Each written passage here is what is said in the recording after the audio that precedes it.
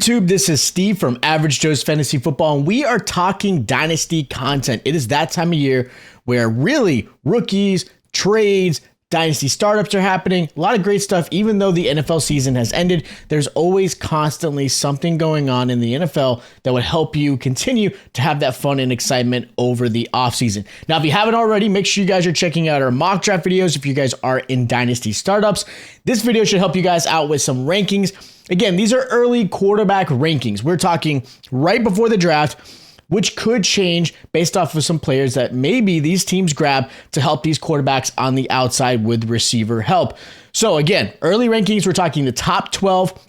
So if you are in a startup or you're trying to do some trades, these are where I have these guys currently ranked at the moment. Now, if you guys haven't already, make sure you guys check out any content I've got on Twitter. I'm also writing for IDP Plus, so you guys can check out some articles I've got there. And of course, make sure you guys are subscribed to the channel. Don't forget the like button, and let's start talking some quarterbacks. Now, this is how it's going to go. We're going 1 through 12, okay? Pretty simple. I know some people like to go backwards, but I'm not going to make you wait to get the number one. The number one guy I have is Josh Allen. Look, when isn't Josh Allen number one? In 4 out of the last 5 seasons, Josh has been the quarterback one in fantasy. And he continues to do that in the air and, of course, absolutely on the ground. This past season, he had 15 touchdowns on the ground, 29 passing touchdowns. Now, some of the issues that you have with Josh Allen, of course, are the turnovers. Interceptions continue to be an issue for him. But it's not enough that I'm going to say, oh, Josh Allen, you're going to drop down maybe a spot or two. No, that is not what the case is. His interceptions are an issue, but he still, even with those, continues to be a successful and amazing quarterback when it comes to the fantasy space. He should be your number one pick if you're in a Dynasty startup. And if you can trade for him, which is going to be tough to do, you're going to give up quite a bit to get Josh Allen's team. Now, there are, of course, some concerns. You lost Gabe Davis, who had some inconsistent play, but was a pretty good wide receiver. You do have Stephon Diggs, which for the latter half of last year really struggled and didn't show up pretty well. Now, Shakir looked pretty good, and you're expecting some possible maybe wide receiver draft in this one. But I still think Josh Allen, with his ability on the ground and, of course, in the air, is the number one. Now, my number 2, Patrick Mahomes. Pretty simple in this case. Mahomes came into the season with high hopes. Yet, of course, didn't finish quite where I wanted him, right? As for fantasy goes, this was one of his worst performances in 2023, finishing only 2 points higher than he did in his second full season as a starter. So it wasn't the best performance. He still finished in the top 10, and that was even with the wide receiver core that is still at the bottom of the league. And of course, now you got the Rashee Rice concerns.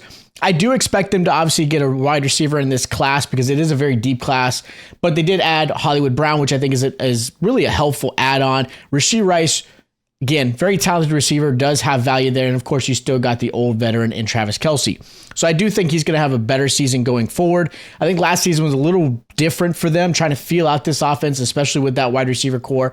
I think having Rice going into his second season, Hollywood Brown will help this offense. And again, I do expect them to draft a wide receiver to help this offense. But Mahomes is still so talented. To not have him at number 2, it just kind of, I couldn't put him any lower. Like, this is the best spot, I think, for him right now. Now, my number 3 is Joe Burrow. Look, some people might have put Joe Burrow above Mahomes. Some people might put Joe Burrow a little bit lower. I'm at a spot where right now, even with the receiver concerns with T. Higgins, even though I do expect them to keep him, I don't think he's going to get traded. You still got Jamar Chase, right? You still got 2 really amazing wide receivers.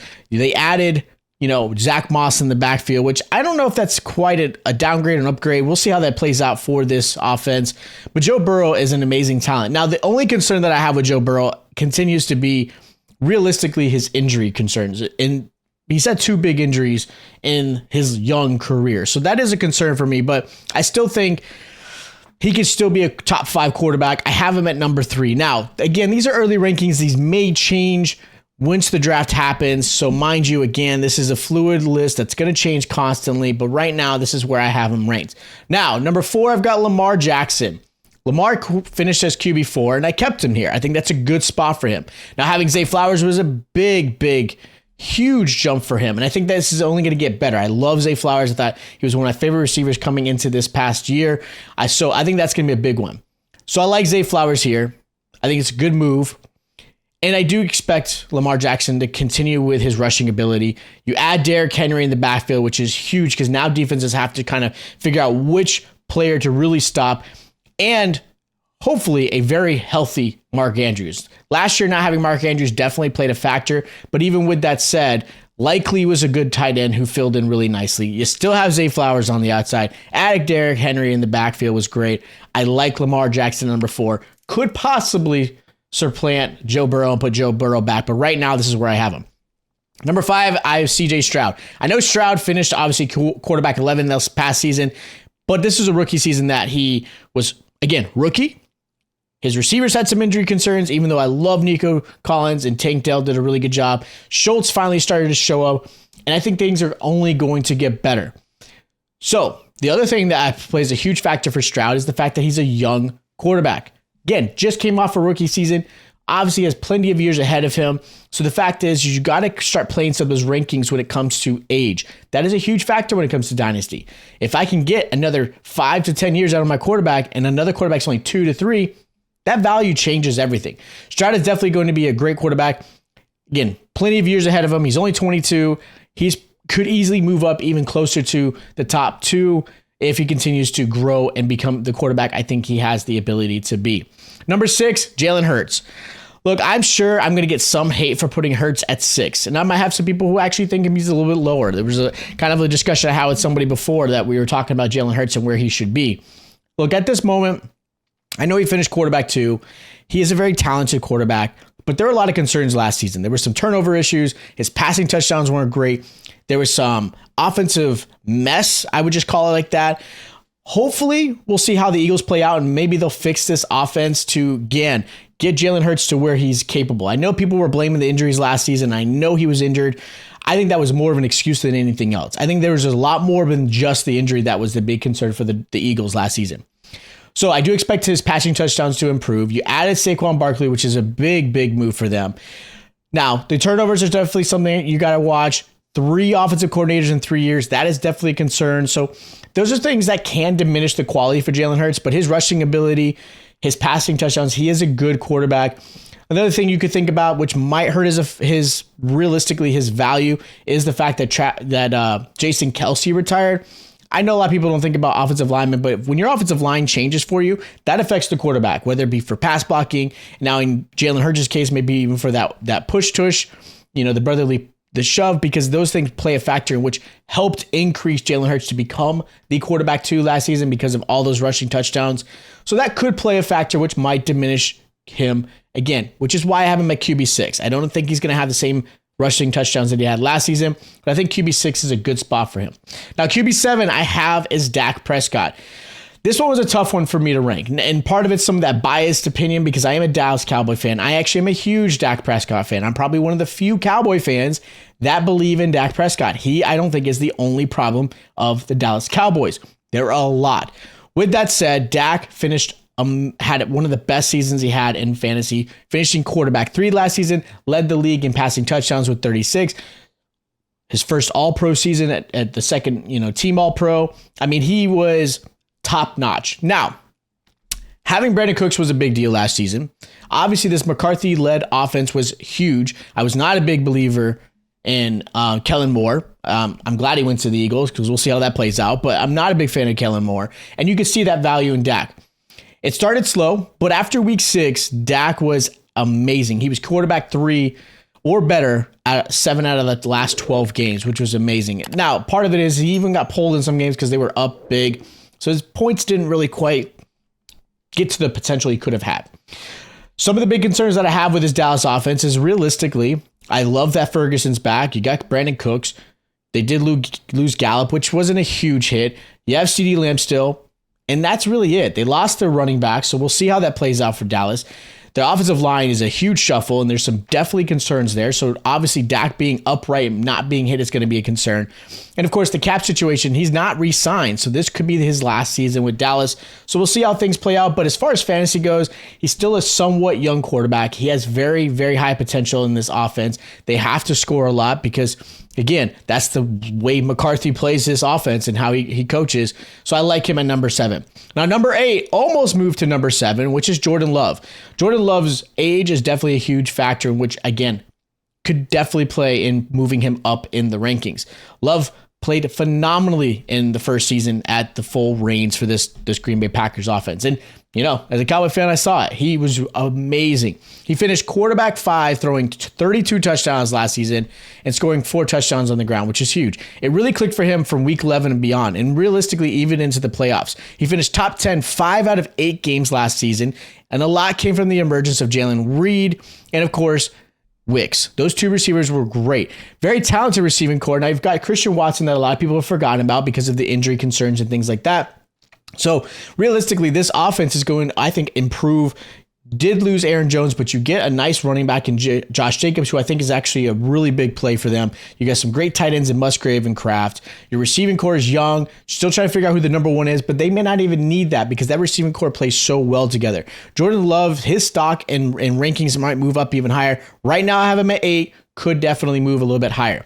Now at number 9, Brock Purdy. Look, a lot of hate is definitely towards Brock Purdy this past season, and a lot of it was not warranted. I get it. You've got a great offense around. You've got great players. But at the end of the day, I couldn't do what Purdy did.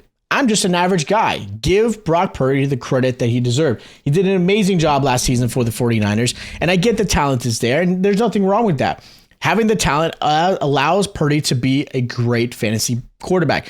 And this, again, having those receivers, hopefully they keep Brandon Ayuk. We'll see how that plays out. That might diminish Purdy's a little bit. But he finished quarterback 6 last season. He had the highest QBR. He had 31 passing touchdowns. I can't blame Purdy for having CMC and Debo and Kittle and Ayuk on his team. That is not his concern. His concern is to get the ball to those playmakers and allow them to make scoring opportunities happen. And that's what he does. He doesn't turn over the ball a lot. He makes smart plays. He makes the right plays. And Purdy deserves the respect. Now, I know I have him at QB9. I get it. He could definitely move up. There's some hesitation because, again, how this Ayuk thing plays out, I'm a little concerned with that. But everything else, I still think Purdy is a top 10 quarterback when it comes to fantasy. Now, at number 10, I've got Justin Herbert. Look, if anybody's been following me for a while, you guys probably know I'm not the biggest Justin Herbert fan. I know he's a very talented quarterback, but for whatever reason, there's something about his play, it just worries me. And I don't think it's the coaching staff's full fault.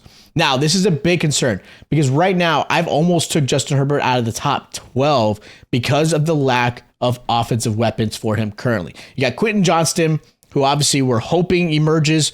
You've got Joshua Palmer, Guyton, and that's pretty much it. You've got no amazing tight ends. Now you're expecting the Chargers, and again, this new whole coaching regime, to go after a wide receiver in the first round, which is totally understandable. You need to add some playmakers. You lost Keenan Allen. You got rid of, obviously, you lost Mike Williams. Like, you got rid of a lot of your stars. So there's definitely some concerns. And right now, last year, he finished quarterback 17. He missed 5 games, which was a concern. Look, I still have some hope for him as far as the fantasy quarterback goes. I'm not the biggest fan. Like I said, I might even move him even further down. But right now, I'm keeping him at quarterback 10 with the expectations that the Chargers are going to get a wide receiver to help him out, just to help get something happening. Now, number 11, I've got Jared Goff. I want to put Goff higher. I really do. I kept him on the outside right now. I'm not sure. This is probably the biggest one that I think it was probably going to be the biggest change. Now, he finished quarterback 10 last season, which is just outside of where I have him ranked right now. And he's been quarterback 10 or better in the last 2 years. Now, he's got some amazing talent around him and very young talent. You got Amon-Ra St. Brown, who is just moving up the rankings. You've got Jahmyr Gibbs, David Montgomery. I do expect them to add some more receivers. You got Jameson Williams, who we'll see how that plays out. Sam Laporta. Like, this team is talented, and they got to keep their offensive coordinator, which is huge because this team does have Super Bowl aspirations, and I think they can get there. So Goff right now is at quarterback 11. He could easily move up. It's tough with these quarterbacks because, again, anything can change, but I think he might move up on my rankings after the draft because I am curious if they're going to add some more weapons. But right now I have him at quarterback 11. Now, quarterback 12 is Caleb Williams. I know he has not even touched a field in the NFL. I get it, but we are a draft season. He's going to be the 101 for the Chicago Bears. And let's be honest, This is probably one of the best offensive situations for a quarterback coming in as the 101.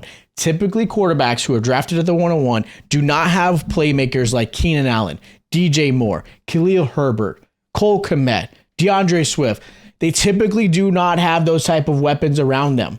The fact is, Caleb, who's a very talented quarterback, I am not going to put the name tag of generational. I've heard that too many times. But he is an amazing quarterback who was great at USC. I know he didn't win enough for a lot of people, but he does have the talent. And now you're going into an offense that has some great playmakers with his ability. Right now I have him at 12 because the fact that he has not played. Give me midseason next year when the season actually starts.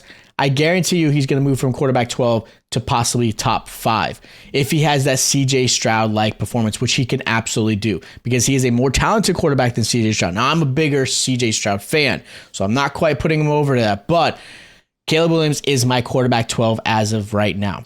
Now, stay tuned again. Make sure you guys are subscribed to the channel because we will be doing, of course, more rankings to help you guys with any Dynasty possible trades. Maybe you've got startups. Make sure you guys are paying attention to that. Also, make sure you guys are following our mock draft Mondays that we are doing. And, of course, we'll be starting a lot of rookie content to help you guys out with your rookie drafts, which will be most likely after the NFL draft, maybe sometime around May. So, again, make sure you guys are subscribed. Make sure you guys hit the like button. Again, stay tuned when we do more updated rankings as well to guys help you guys with your stuff. And I'll check you guys out next time.